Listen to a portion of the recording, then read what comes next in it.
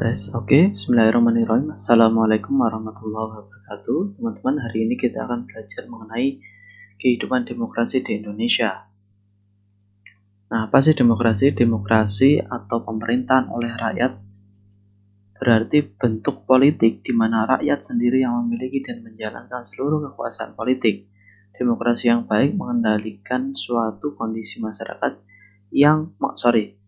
demokrasi yang baik mengandaikan suatu kondisi masyarakat yang memiliki kematangan dalam berpolitik, memiliki penilaian yang baik, dan mendahulukan tuntutan-tuntutan kesejahteraan umum daripada kepentingan-kepentingan pribadinya. Jadi dari rakyat, oleh rakyat, untuk rakyat.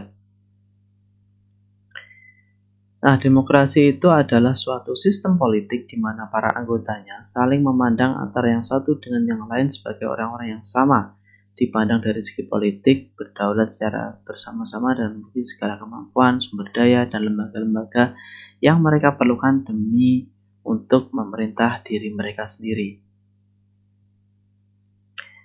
Nah, ada dua pandangan demokrasi. Yang pertama yakni teori demokrasi polis Athena. Ini disebut juga dengan teori demokrasi klasik atau lama. Yang kedua yakni teori demokrasi yang modern menurut Karl G. Gold. Nah, kita mulai dari teori demokrasi polis Athena, teman-teman, atau teori demokrasi yang sifatnya lebih lama atau klasik. Menurut pandangan demokrasi polis Athena, sebuah negara demokrasi tidak boleh terlalu besar. Hal ini dijadikan persyaratan agar semua warga dapat bertemu bersama-sama di majelis yang nantinya bisa bertindak sebagai pemerintah kota tersebut, sekaligus agar semua warga dapat saling mengenal.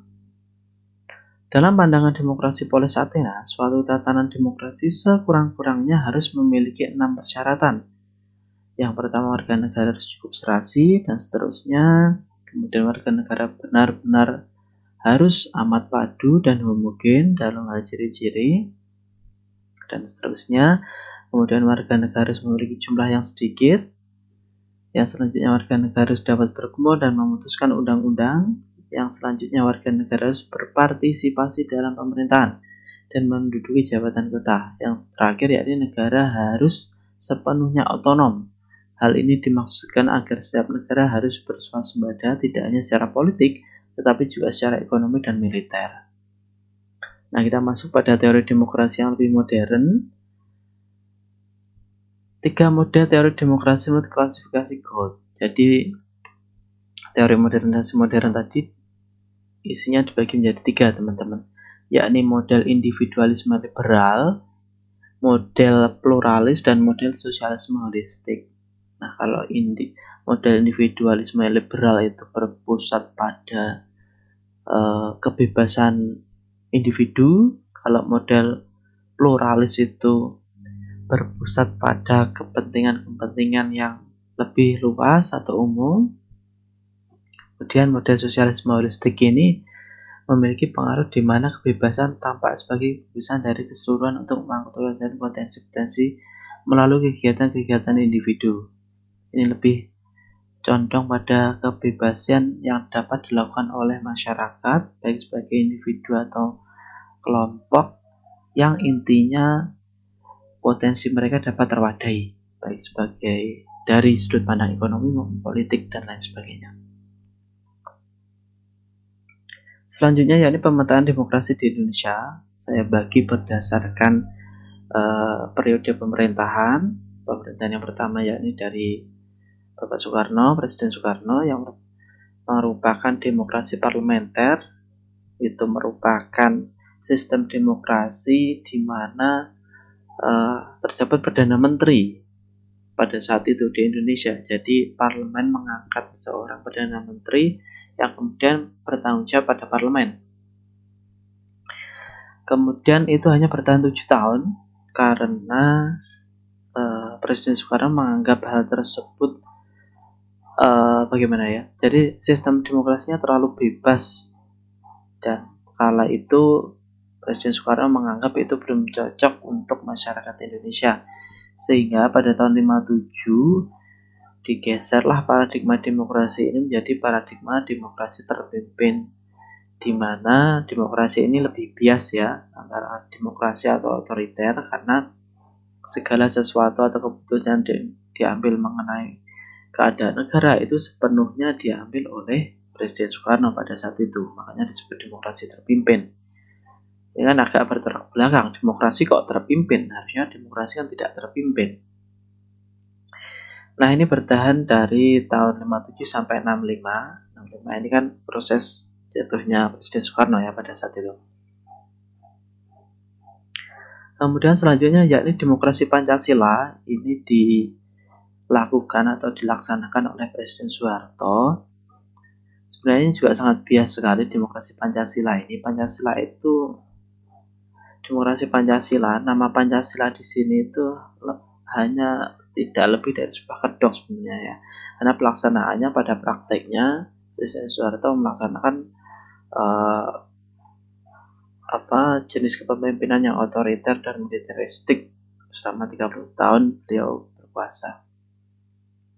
Kemudian demokrasi Pancasila ini dilanjutkan oleh Presiden Habibie tapi dengan berbagai perbaikan, salah satunya yakni desentralisasi politik dan ekonomi agar hak-hak tiap warga negara dapat terjamin. Termasuk pada saat itu adalah mencabut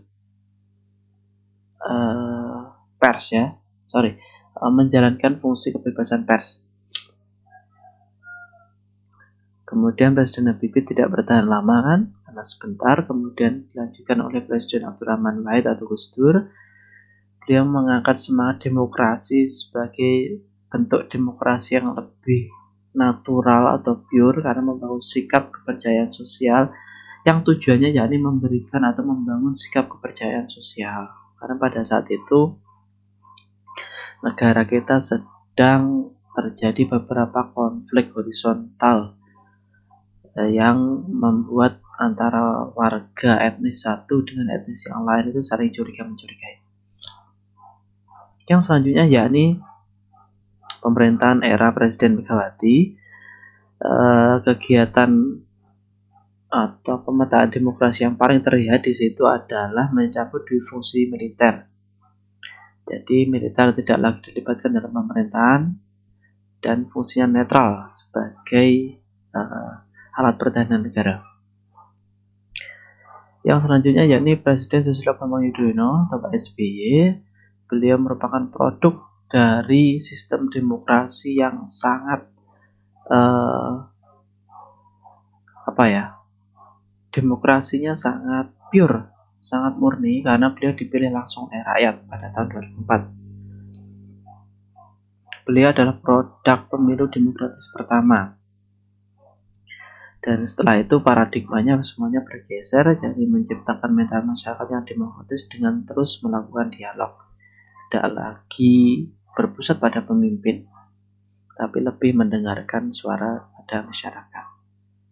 Kok Pak Jokowi belum ada ya, karena pemerintahnya belum selesai ya, tidak mungkin bisa dianalisis. Yang selanjutnya yakni kritik pelaksanaan demokrasi di Indonesia. Jadi inti dari pelaksanaan demokrasi itu adalah stabilitas politik, ekonomi, sosial, budaya ya, karena mengedepankan dialog, memberikan kebebasan pers dan lain sebagainya. Demokrasi memungkinkan setiap masyarakat itu memberikan sumbangsi pada negara. Harusnya kan pertumbuhan ekonominya juga bagus, kemudian etika dalam berbudaya juga bagus, dan pemerataan ekonomi atau pemerataan kesejahteraan pada masyarakat harusnya juga setara gitu kan. Tetapi pada nyatanya pertumbuhan ekonominya juga tidak terlalu signifikan. Dilihat dari tahun 98 misalkan, dihitung sampai sekarang kan pertumbuhan ekonominya tidak terlalu menanjak signifikan begitu. Yang kedua, budaya liberal. Kita tidak dalam konteks mengkritik atau menjatuhkan liberalisasi ya, karena setiap orang memiliki pandangannya masing-masing. Tetapi sebagai warga negara Indonesia yang menjunjung nilai-nilai adat ketimuran, tentu budaya liberal ini sedikit banyak harus disaring begitu supaya nilai-nilai bangsa kita sebagai orang timur itu tetap terjaga. Yang terakhir yakni kesepakatan di kalangan elit negara. Nah, ini yang berbahaya. Karena pemerintahan dari rakyat oleh rakyat untuk rakyat itu harusnya kesejahteraan harus berfokus pada rakyat pada umumnya, bukan hanya di kalangan elit. Oke, saya kira itu teman-teman pembahasan mengenai kehidupan demokrasi di negara kita. Stay at home, stay kreatif, jaga kesehatan. Terima kasih. Wassalamualaikum warahmatullahi wabarakatuh.